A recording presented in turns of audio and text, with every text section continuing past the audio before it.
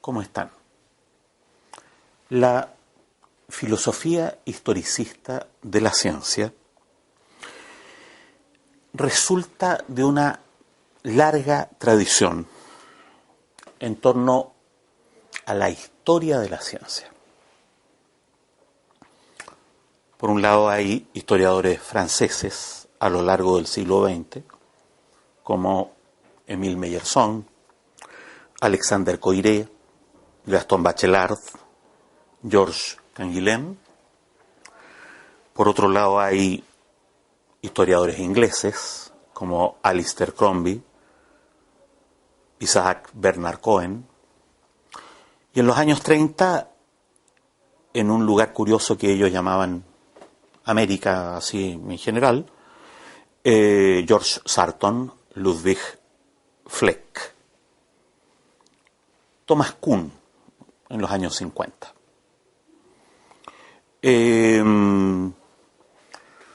Emprendieron estudios sobre la historia de la ciencia en un estilo muy diferente a la apología de la ciencia que se hacía desde el siglo XVIII, desde la Ilustración, desde la filosofía de la Ilustración.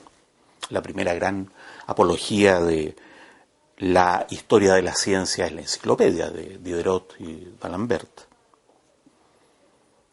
Hicieron estudios más específicos, historiográficamente más rigurosos, alejados de la mitología común que se había construido en torno a la figura del científico, en torno al progreso revolucionario, extraordinario, fuera de lo común que habría tenido la tarea científica. Cuando la historia de la ciencia se enseña de una manera no mitológica, cuando se investiga de una manera que no sea simplemente una ideología, se encuentran sorpresas. No hay genios científicos. No hay jóvenes precoces que a los 26 años revolucionaron la historia de la ciencia. Nunca cayó una manzana en la cabeza de Newton. Newton contó esa anécdota cuando tenía 80 años. Es muy poco probable que Galileo, que perdió el juicio frente a los expertos en astrología del Papa, haya dicho, y sin embargo se mueve. No, el panorama que surge de estos estudios en historia de la ciencia nos muestra una tarea científica plena de incertidumbre, de caminos fallidos. Los científicos, a lo largo de su historia, se han equivocado, como todos los seres humanos, infinitamente más de lo que, ¿no es cierto?, han acertado, ¿sí? Nos muestra un panorama de disputas abiertamente dogmáticas, de opciones que se hacen sobre la base de una supuesta racionalidad que en realidad encubre la porfía de los científicos. Cuando se estudia historia de la ciencia de manera estricta, de manera rigurosa, ateniéndose a lo que los científicos efectivamente hicieron, uno encuentra que los científicos son tan porfiados, tan dogmáticos, tan fanáticos, tan cobardes o tan valientes como el común de los seres humanos. Eso fue lo que hicieron estos historiadores. El proceso de cambio científico resulta mucho más engorroso, más complejo de lo que parece. El paso de la teoría de Ptolomeo a la teoría de Copérnico, el desarrollo de la mecánica clásica en contra de la mecánica medieval, la aparición de la química en contra de la alquimia, muestran procesos en que los científicos aparecen como conservadores, como porfiados, como dogmáticos, como digo, muy lejos de la imagen que se tiene habitualmente de lo que es un científico. A Thomas Kuhn le correspondió convertir esta base de estudios historiográficos que se fueron acumulando en una filosofía de la ciencia. El primer historiador que sacó las consecuencias se puede decir así, filosóficas. Es un poco menos que eso, pero filosóficas de esta imagen más compleja de la práctica científica. Popper había criticado muy ácidamente el historicismo. Es un libro que se llama La miseria del historicismo. Y por eso a los filósofos de la ciencia que surgieron a partir de las ideas de Kuhn, inspirados por esta elevación a filosofía de los estudios en historia de la ciencia, no les gusta llamarse a sí mismos historicistas. Hay que decirlo, ninguno de los filósofos historicistas de la ciencia se llama a sí mismo filósofo historicista de la ciencia, pero esa es la manera en que habría que llamarlos, porque en esencia lo que hicieron es poner a la historia de la ciencia como fundamento de la filosofía de la ciencia.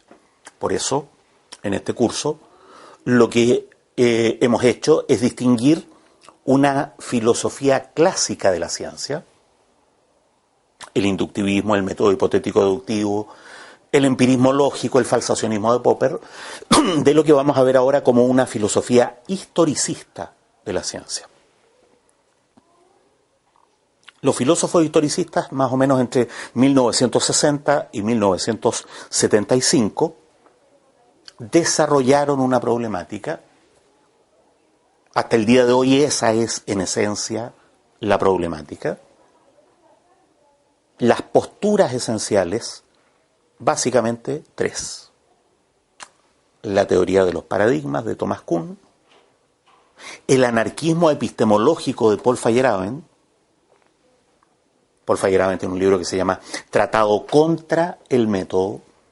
El subtítulo de ese libro es Ensayo de una teoría anarquista del conocimiento científico. Y en tercer lugar, la teoría de los programas de investigación de Imre Lakatos.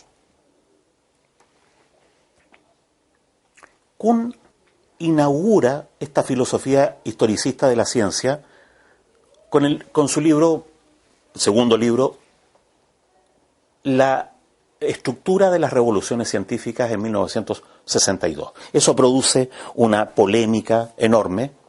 Esa polémica fue muy productiva, se discutió en las universidades, en el ámbito público, en los medios de comunicación, esta nueva manera de mirar la ciencia. En el fondo, Kuhn hizo una revolución epistemológica en la propia epistemología, en la propia filosofía de la ciencia. Voy a indicar de manera sistemática las diferencias.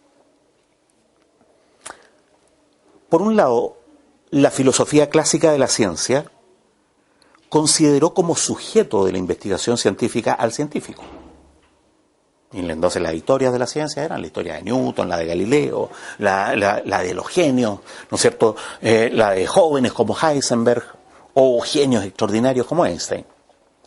Los filósofos historicistas, en cambio, consideraron como sujeto del avance de la ciencia a la comunidad científica.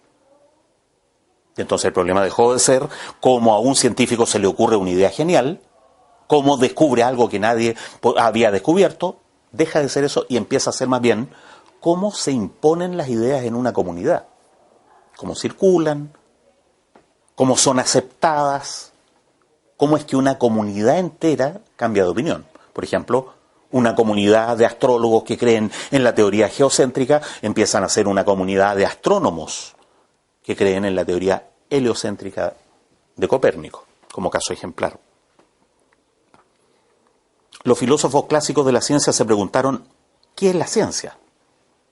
Una pregunta abstracta. Y la respuesta es, bueno, la ciencia se define por un método, un criterio de demarcación, y ese método, a su vez, está fundado en la lógica formal, en la lógica matemática.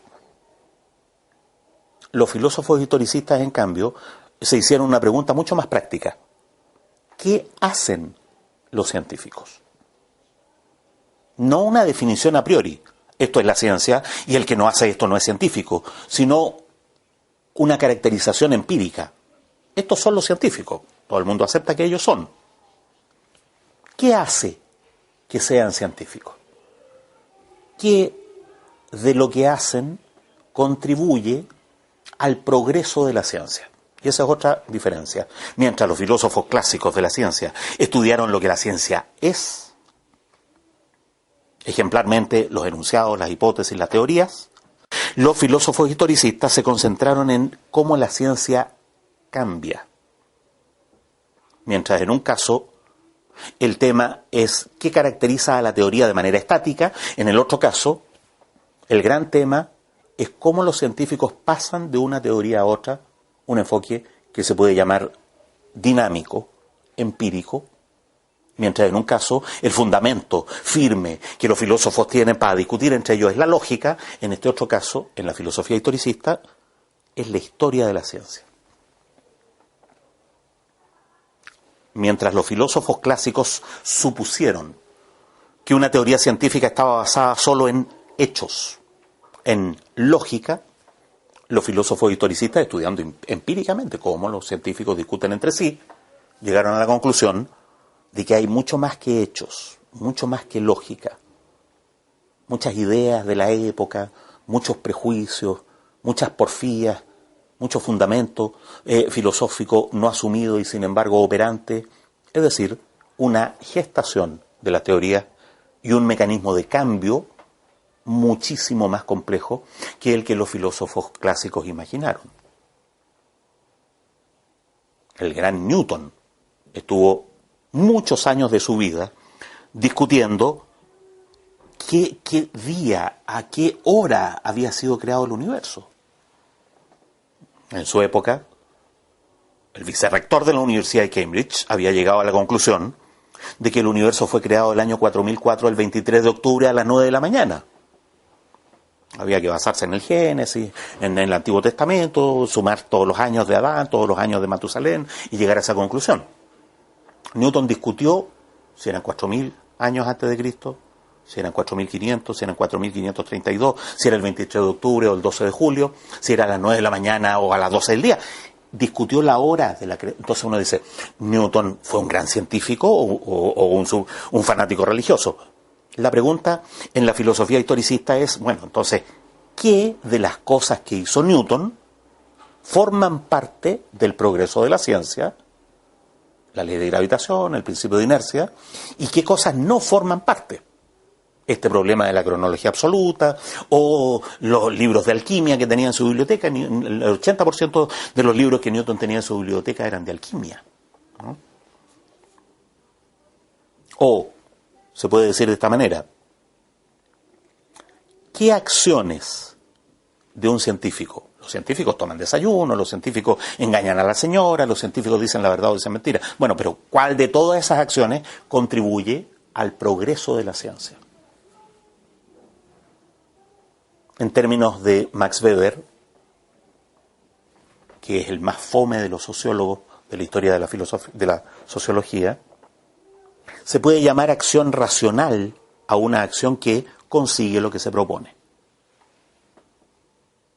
Asumiendo ese uso restringido, un poco pobretón de la palabra racional, se podría decir que el problema de la filosofía historicista de la ciencia es la racionalidad en la práctica científica. Asumir que los científicos no son completamente racionales, porque son seres humanos comunes y corrientes. Pero enseguida distinguir en lo que hacen qué aspectos tienen una racionalidad que permite, a pesar de que son personas comunes y corrientes, hacer progresar la ciencia. Hagamos una última distinción. Mientras la filosofía clásica de la ciencia se preguntó por el carácter científico de las hipótesis, de los enunciados, la filosofía historicista, en cambio, se preguntó por las teorías como conjunto o incluso por los grupos de teorías que forman una época. La mecánica clásica como conjunto de teorías. Ustedes podrían decir, estudiando economía, la economía neoclásica, en la que por un lado está, ¿no es cierto?, Walras, por otro lado estará Milton Friedman, por otro lado estará, ¿no es cierto?, Adam Smith, que no tienen una teoría, sino un grupo de teorías. La tarea de la filosofía historicista de la ciencia no es formular un modelo de ciencia. No, es formular un modelo de racionalidad de la práctica científica. Y se llaman filósofos historicistas porque la base de ese modelo de racionalidad está en estudiar la ciencia, en estudiar la historia de la ciencia. La teoría de los paradigmas de Thomas Kuhn. El mismo Kuhn abandonó esta teoría hace 40 años. El anarquismo epistemológico de Feyerabend. La teoría de los programas de investigación de Imre Lakatos. En las sesiones que siguen vamos a ir viendo sistemáticamente en qué consisten y qué críticas se han hecho contra cada una de estas teorías. Hagamos eso. Eso es. Nos vemos en la otra clase.